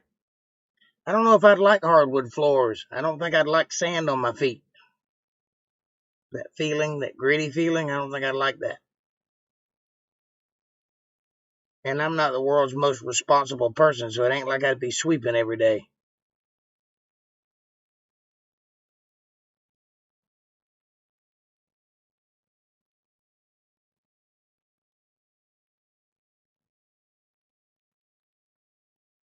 The kitchen, I'm just going to put linoleum back in there. That won't be that expensive. I might even go with those little square sticky tiles. You know what I'm talking about? You get them in boxes of 10, about a square of them. And then they got to peel off back and you stick them down, but I'm going to put actual glue down and place them. I might go that route because that'll probably be cheaper than buying linoleum. Wood and stone floors. But anyway, I like the charcoal gray you're talking about. Yeah. You got stone floors? That's odd. I got to sweep all the time. Yeah. When you got hard floors, you got to keep them clean or you can feel that grittiness on them.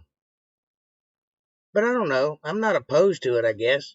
If it's cheaper than carpet, I might go that route. Might get that little snap together hardwood floor that you can get.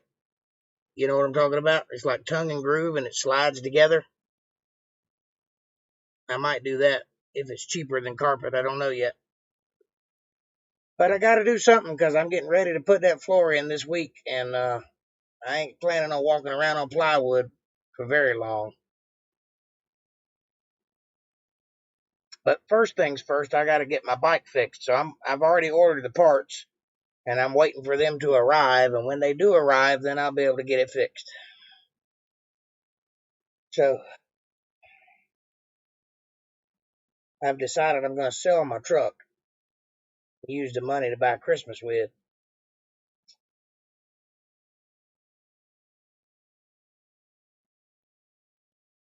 because it's going to be awful expensive to buy a new transmission. I might as well just buy a new car. Yep, that's the plan anyway.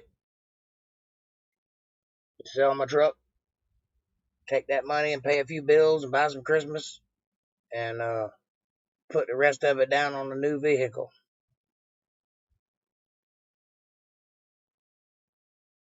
Or another vehicle. It won't be new, but it'll be another one. I might get a little tiny car. I might get one of them little Datsuns or something. Something good on gas. I really need a truck because I have trailers and stuff that I have to carry. But I don't know if I need one as big as the one I got.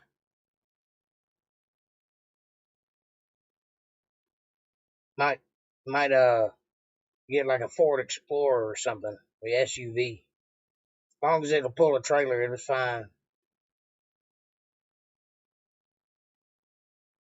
Well, that'll be worth it, and you'll find another one. Sure.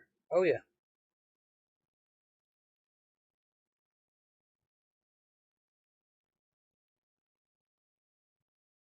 It'll probably cost a flat $1,500 if I were to try to fix my truck, so I can get almost that much out of it if I sell it, so I might just go that route.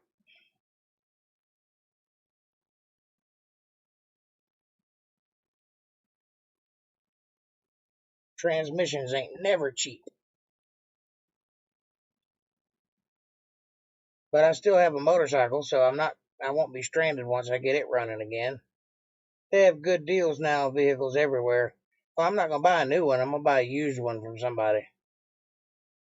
Probably get an $800 deal somewhere. Or $1,000.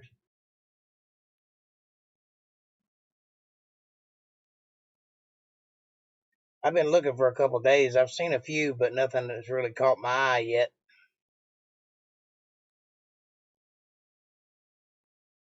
The only problem I'm having with it is having to do it all so quickly. I had planned on taking my time getting back into the house, but events unfolding as the way they did, I had to get back in a hurry. So I was kind of pushed into doing it quickly. I have a used one. It was worth 20 for a Fiesta. Yeah, I had 10,000 miles when I got it. That's not too bad. Are you saying it was a 2020 Fiesta, or are you saying it cost $2,020?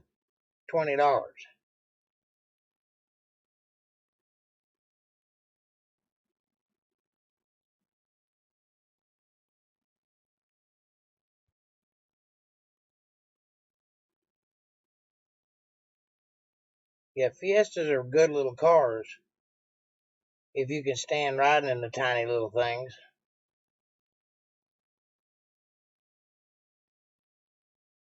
That old one your mama had went through hell, and it kept on running.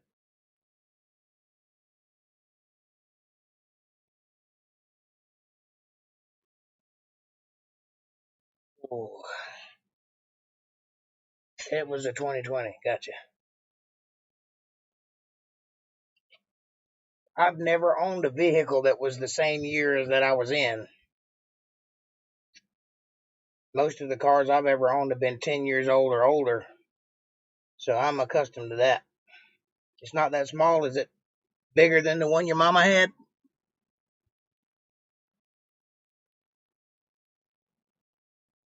I got you.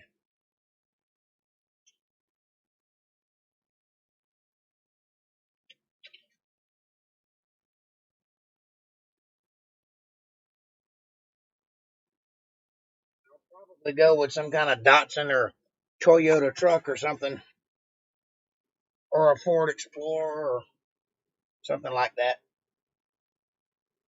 Unless I can find another Suburban or Yukon or something like that, I might do that. What I'm driving now is a Suburban, the big one with the extended cab. This is the first year I've ever had a car in this century. I know that feeling. I've had a bunch of them that were in the other century.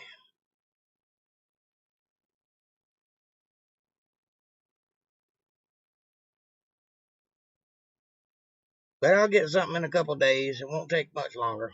I'll find something and whittle it down, get into it.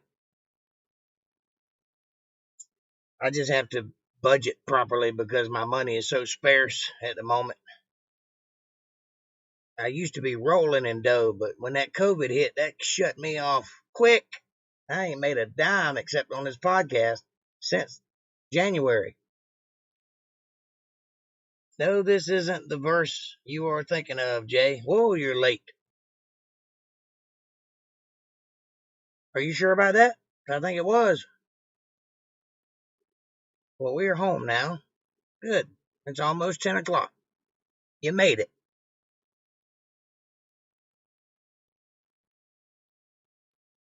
Either Missy's internet is really slow or you're way behind in the conversation because that was almost an hour ago that I said that.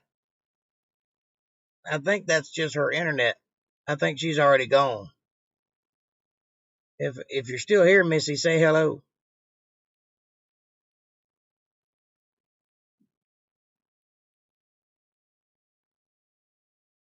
Yeah, that's what I thought. Yeah, that's just her internet finally putting that message out. She wrote that a long time ago. Very slow.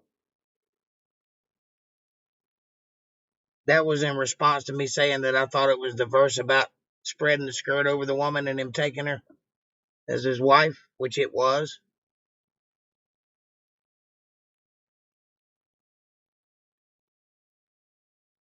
Well, we love you too. And it's 10 o'clock, so it's time for me to get on out of here. One more time, real quick. Press all the buttons and do all the things and go to paypal.me/Jake Johnson Band if you enjoyed the night and you want to see more of it.